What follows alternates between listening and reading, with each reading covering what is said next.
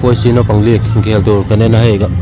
zone nen when chu kan clear dun don ani hi under 16 player ania ani po league kan khel chole mek in sia under 14 khel tur 442 Football Academy le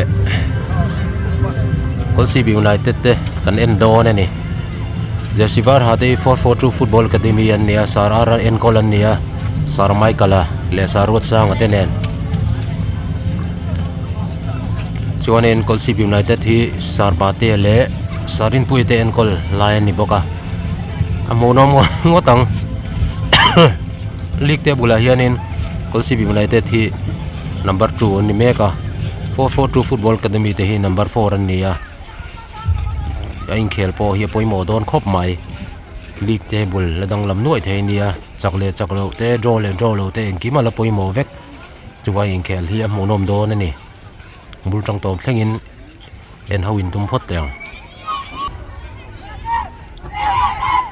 Kolasib United tinan aurul le so inkhel tandon hianin anti thin dan ania team spirit te po ati thadu khopin arin nomani inkhel monom don soitong khanin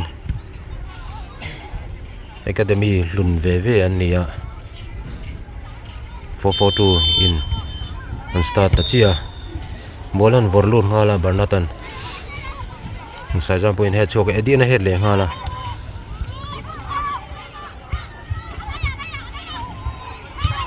edian ball fing pegan tuma amaro chu inglawa rochan luwa tangkaya chun asira ma sena arong khal chok thale mai ma zolten low block thal tu Kolasib United in corner masber pedona Ezra nor voluda sajam pu yana traya apu yan ronda sang ta thetani hnaia anin pele phot photo anti sual tlat maya avan hlom ve ki barin safe thailo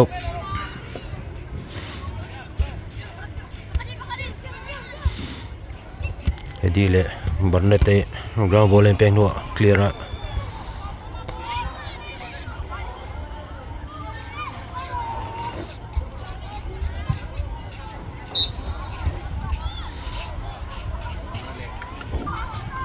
when chu ni kang thakop mai mani inkhela khan khuwa duaya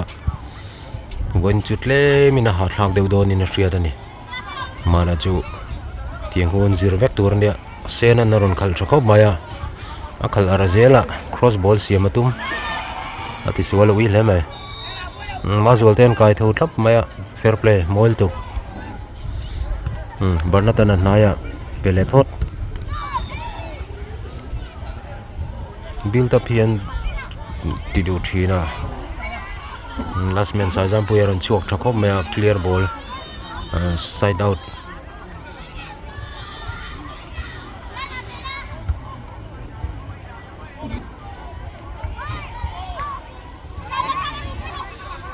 para malama kal anpinghala Sena'n cross atuma chep deun la let lea Ezra mazualan side out tackle thakop ma rochana vara Ezra vana mapuyan side out thaltuk vana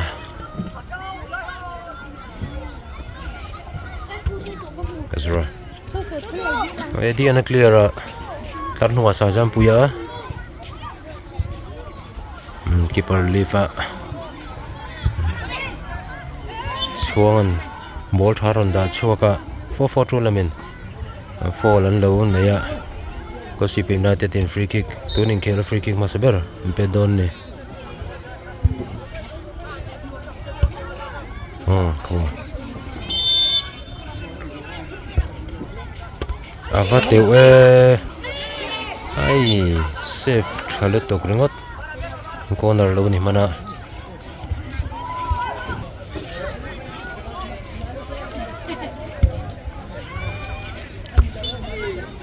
fall alo mani mo apui lo fall he turin try ôm về riêng thông mấy khá chú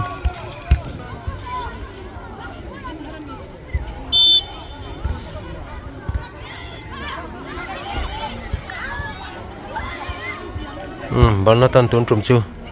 long ball phải đút lát run lên lên ha la var le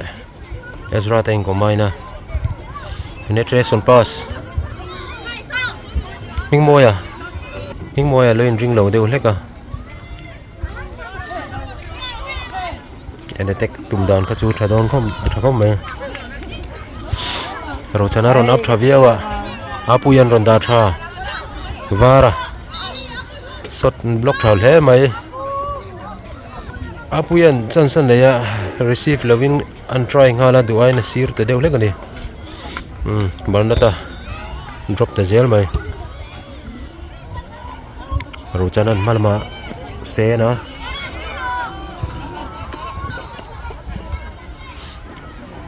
ma zualan a change thele maya te tan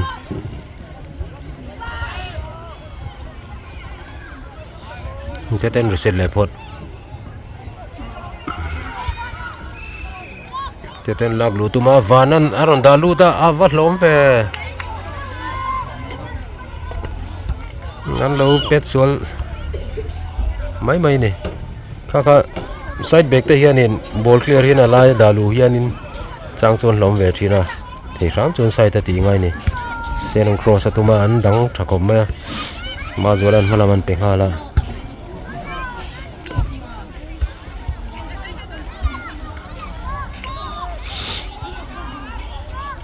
Ezra na rongkal pui zela malama Sena'n pia lemin fulo deu lek inset fulo deu lek nge pe su shrim nge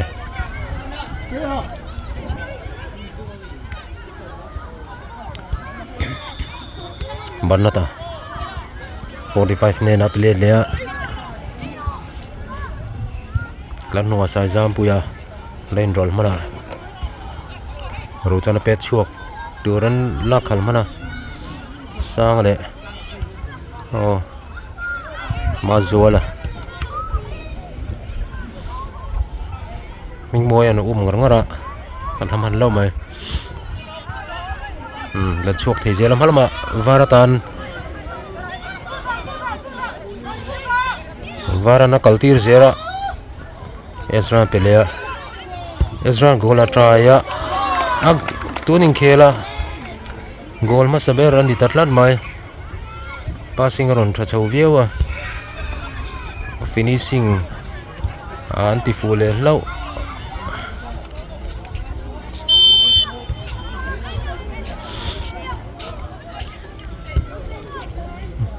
Barnatan drop le nga la te tan ma puyan thoi na edi na dok adalut ro chana lo langa sang an kal pui thei tre pa Barnatan le nga ro chana pet piel sa jam pu aven rol le vanana rong khoi mana loud man lo ni mo Ezra ball chang velea malama an peluda ma puya laiin roll thange mai a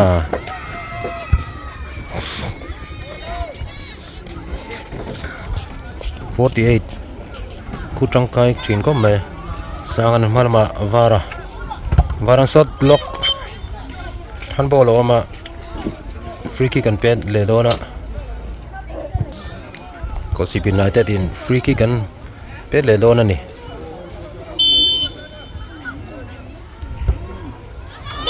goal le tlat mai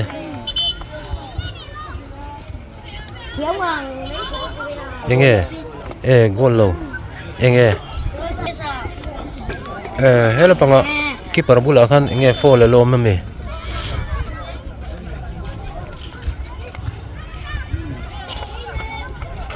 afel kanunga o ma zualan dropa asir ta deu le vana join dona Ezra mingmoen dalun ngala sangatan ma zuala tangkai 45 in clear thakom bai malma Sawmtea sai jam pui này in chiu ngat ngat mai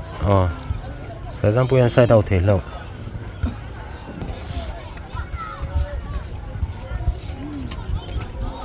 restaurant sangan pea sangan varang kalpuya an reset le phot sai jam pui mal sira vana ron la lu thei lawa apuya ain sangan khoile man lawa rochan le Ezra te vara taya block banatan block mantlat mai Kolasib United-in corner bendona sangan taya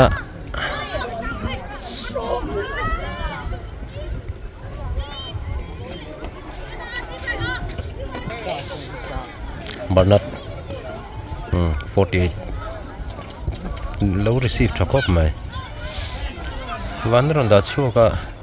apui le sajam pui te 48 442 lamin mingmo ya mazola malamang kalpuya Ezra ne in chila Sawmtea 45 in a drop luta alom khop mai avateu ve keeperina safe thei hlo mai 442 lemon ball thazen mai an pelu thuta an goal theu hle ni 45 in throw in ngala ro chana 45 in throw in le dona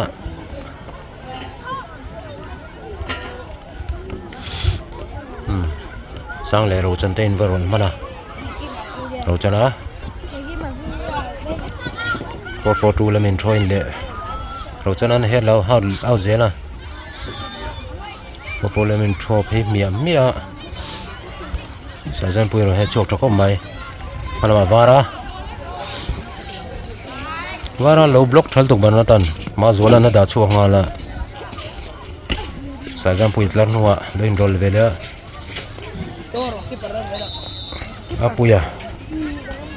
apui nong kalpui jela Ezra sira rochana ron la lut le Ezra sanga Ezra reset le phot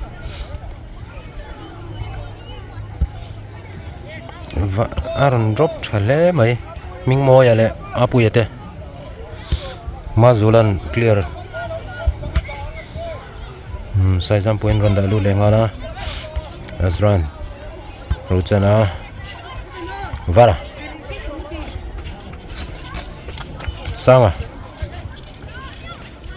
Ezra vana dete an block out thei vanan ron throin leng hal dona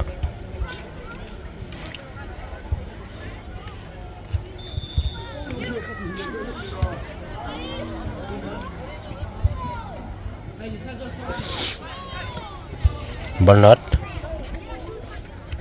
48 in low receive le 45 pele le ngal vana Ezra sanga sot asang thret avahan teu ve Barnata long ball pele phoda sanga Ezra vana ediana da phaya somte le sai jam puite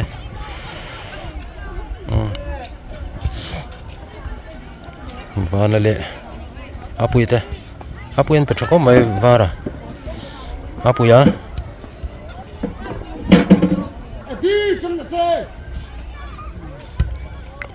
vana rondaluta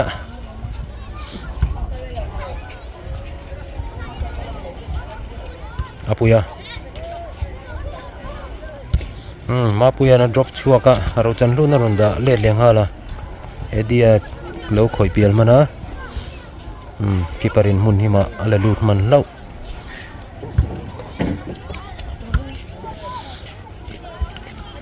nhưng moya vara được luôn em vara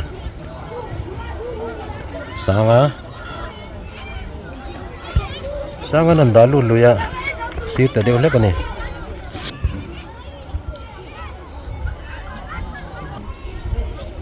48 in a toin le 48 le 45 te bo hian rim mal ko mai ding lampang a hian an tangkai dun ra khom me midang pon tangkai thawa sang nan da lu ya ma se barna ta na a clear chuak thei lau ma Ezra ball try to 45 in aron khoi khal maro chu fall alo ma lo tlo wang ania free kick an pe le do ne Kolasib United lamin khela monom khop mai under 14 khel mani sela puitling inkhel nen ko achan lek thei ni an chakna le thiam na chu lawin thlau po ni sela an level hi a monom vero khop mai goal lut le tatlat mai free kick atang in an lo head piala Kolasib United-in goal an khung vele tlat tikhan 2-0 in man troi ta ni inkhel monom lin ne tok taka result ero la dang lam vek thai ni 4-4-2 tan po ang goal sipur sur na hun oma lel pang tan po khung bel na hun alom boka chu wangin chanchar charangai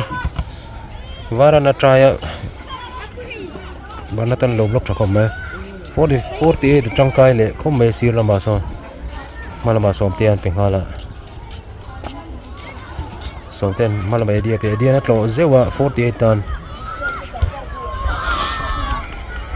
lo chana da tackle hnuah corner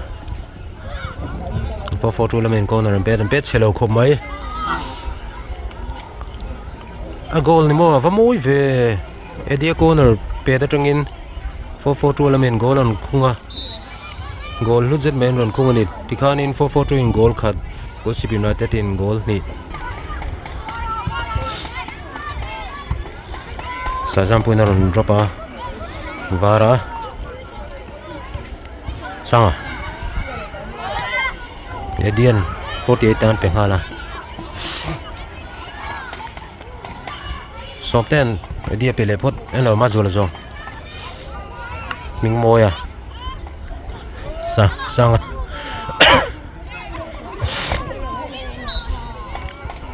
ro chana 48 4-4-2 lampangin bola ka chang hana aron drop cross chal to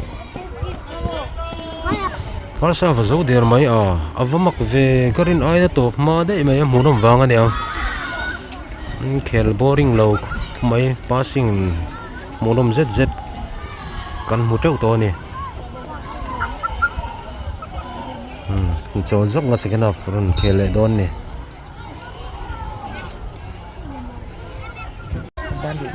clear mo half time break azo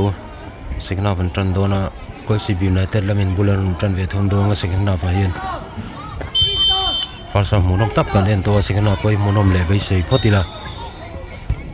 sajam poyan da chungala sanga vara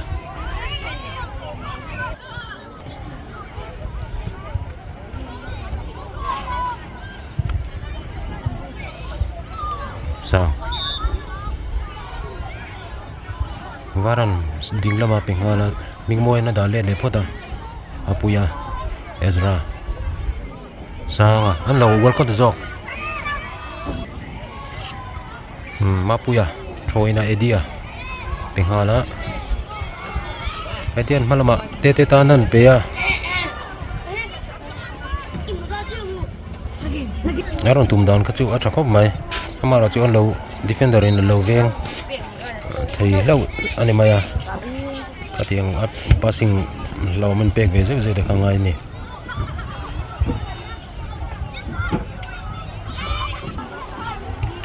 panan thoina varan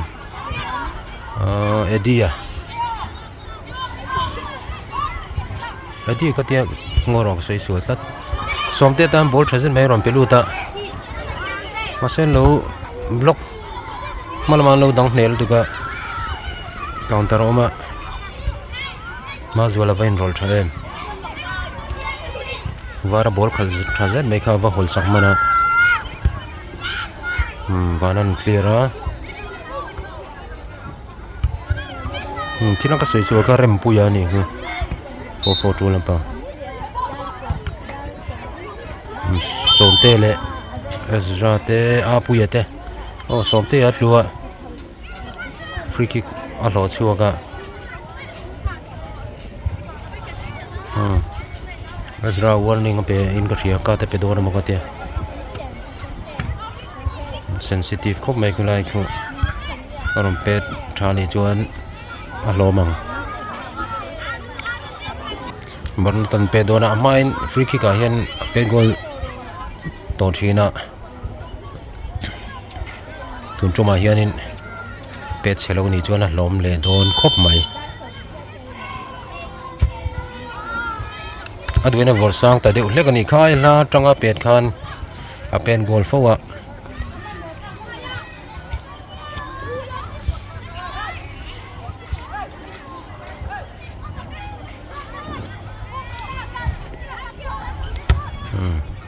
Saizan puyan long ball varatan pe amaro chu barna ta lo tang kai tlat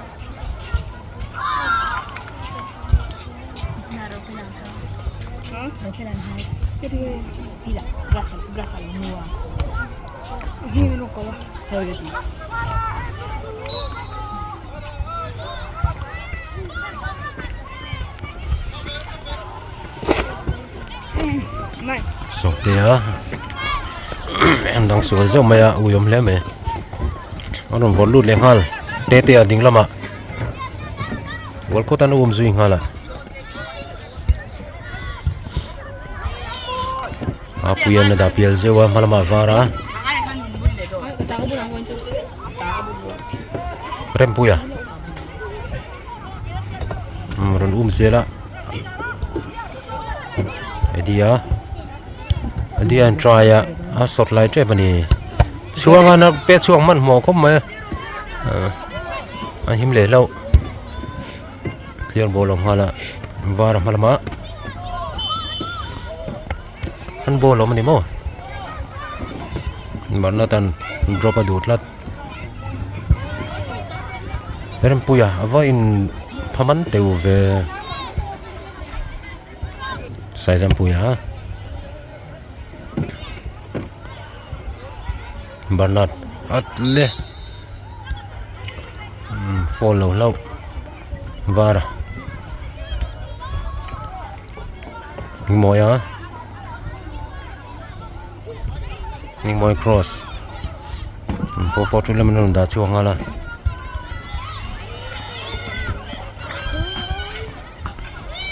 sanga doctor tok Volkot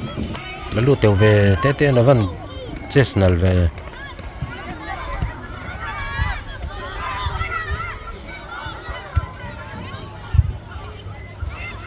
ches ka tikha chu sak tinan ka mangani kha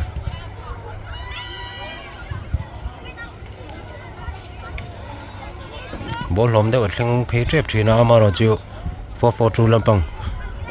alo siam rem man thina Vanan head suak mazualan ronda le ngala rempuya edia mazuala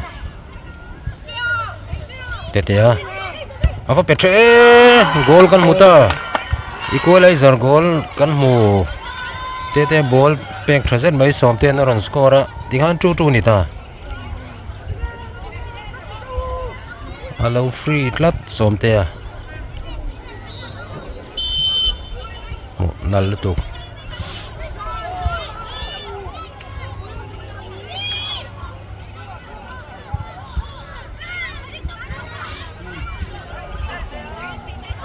Ezra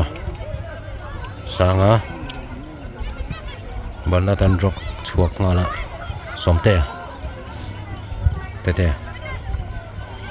sira kalpui tuma maro chu out man tlat team panin tang bok ni substitution om nuala pani ve an chua ka ni an thian ten ranun thlang ve a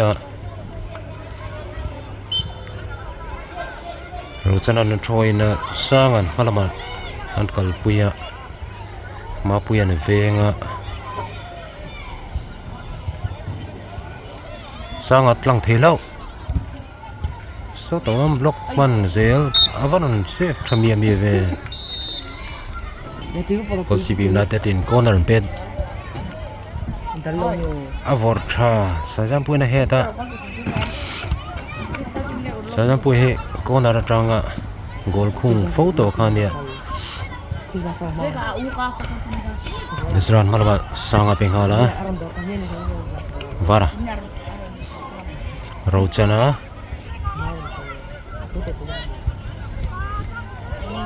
sajam puile varte Ezra vara 48 kind of a bit lui chale ni vara ball chess ball thazet ka wa chess ball kati ball kalpui tur ka 48 in arunda thale ko mai te tan Rochana tangkai che ma puya thoina te cross ball ma apu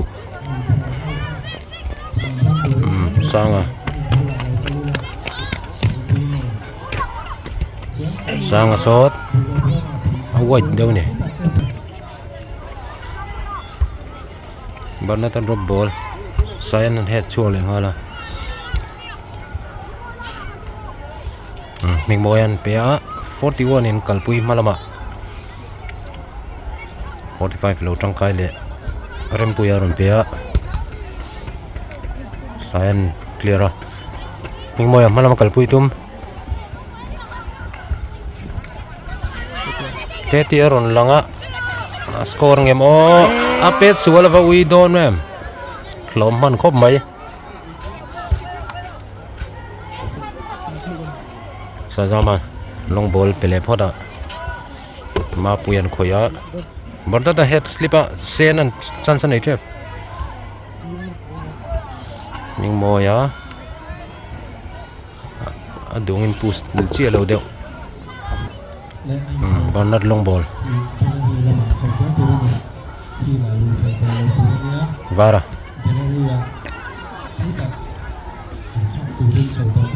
Eddie enroll saltu Barnata tete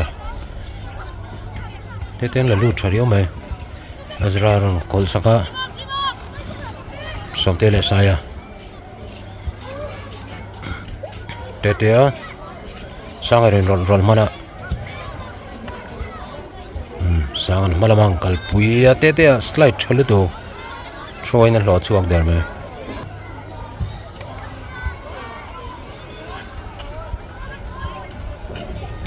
Rochana Kolasib United-in throw vele thunga mamla man kalpui dona mar che set set le pot sajam point penetration pass pe ka tuma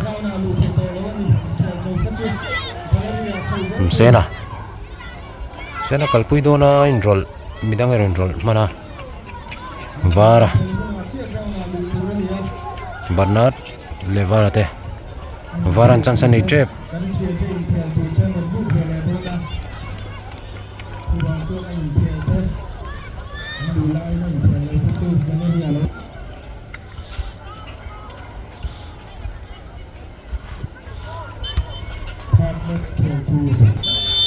Barna tan drop tuma Sawmtea hi tum le mai thai ni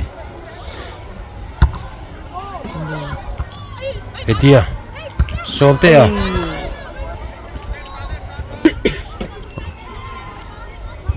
sajam puya mingmoi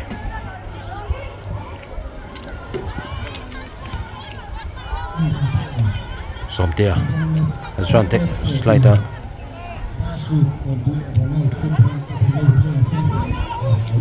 Barna ta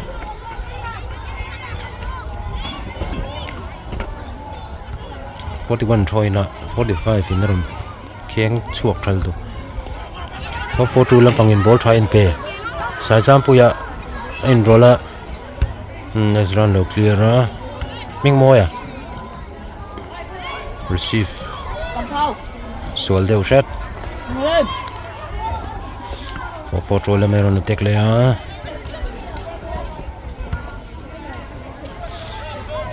sanga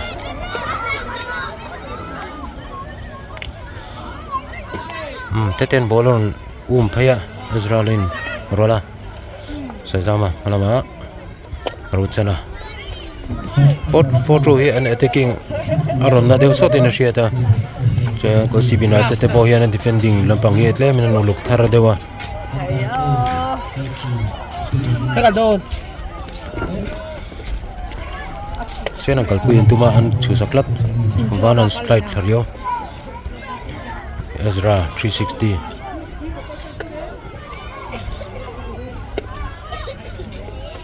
Ezra kalpui zela an titluta free kick an lo chua ka Kolasib United-in pet ve dona varan pek dona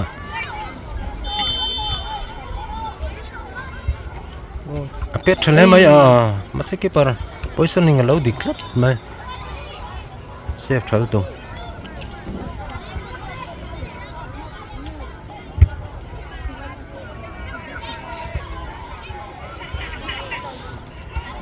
photo le meron de teka Kolasib United defending claim and cha deu an dang le thei lo thina Sawmtea Ezra pu chuaka emaw la theia sajam first time clear ngal zel vare le emaw te dia emaw an malama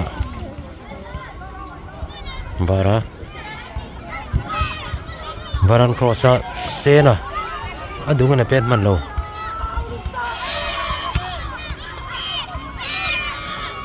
saya head so hala Sena'n na kalpuya avanal ala thale maya ading lama veilama bola la pheya chan sa nei ta ni pet moi khop mai tikhanin Kolasib United-in 3-3 man shoi le tachia inkhel munom le mai in goal lut no la in ne tok deu sin heti inkhel munom duriau ni teten bolon traya keeperin samwang dewa man na huna nei lo drop ball in a pek chuaka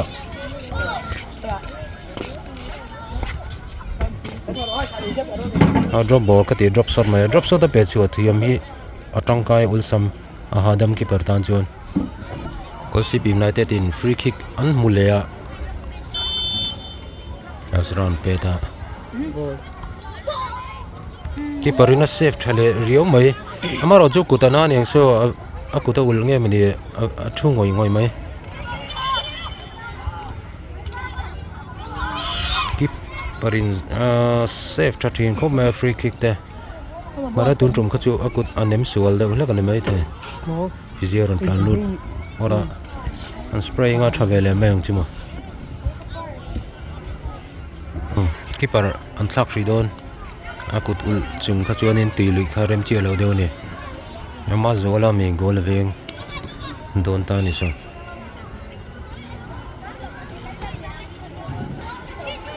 play on barata drop lut thave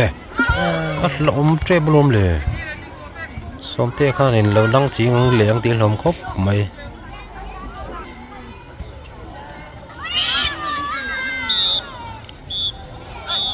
helama hianing physio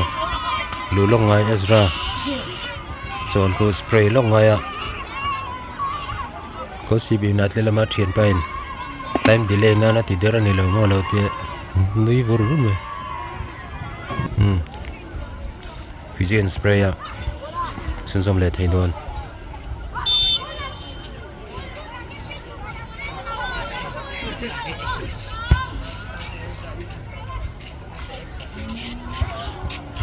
Emaw ya receive soal lat mai Four4Two le min thoi na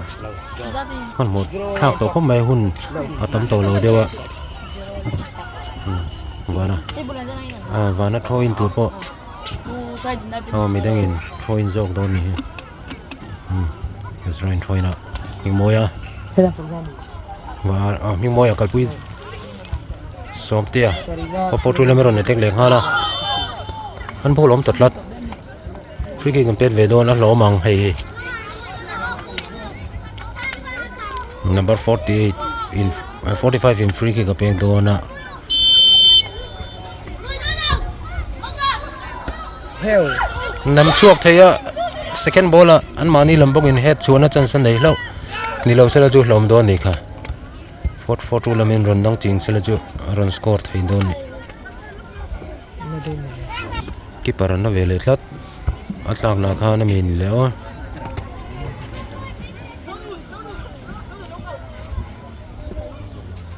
Fizeron luta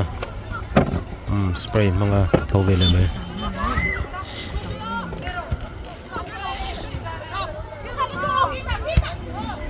clear ball oma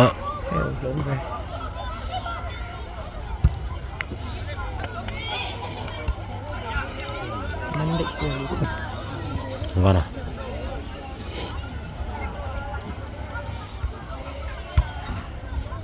varan clear ngal mun hima da chuang ngal le huna tawp ta a hunom hle mai a uyom zo kania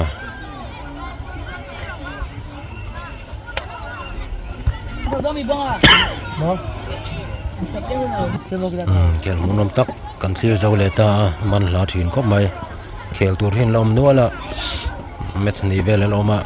man chuanin ron lak zel kan tumanga mandan hi mandana 0-0 ni rosa milo in tang sa kamay kan lom tak zet zet ni